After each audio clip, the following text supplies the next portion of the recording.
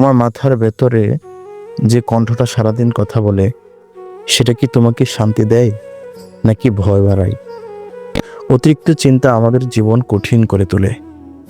একটা ছোট ভুলকে আমরা বিশাল ব্যর্থতা বানিয়ে ফেলি। ভবিষ্যতের ছোট অনিশ্চয়তাকে বড় বিপদ ভাবি। কিন্তু সত্যিটা হলো, তুমি যা ভাবছ তার বেশিরভাগই কখনো ঘটে না। অতীত বদলানো যায় না, ভবিষ্যৎ এখনো আসেনি। তাহলে কেন নিজের আজকে নষ্ট করবে? এই মুহূর্তে থামো, একটা গভীর শ্বাস নাও, নিজেকে বলো আমি পরিস্থিতির চেয়ে বড়।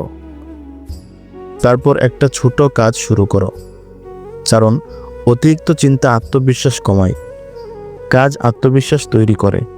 তুমি তোমার চিন্তার দাস না, তুমি নিয়ন্ত্রণ নিতে পারো। আজ থেকেই শুরু করো।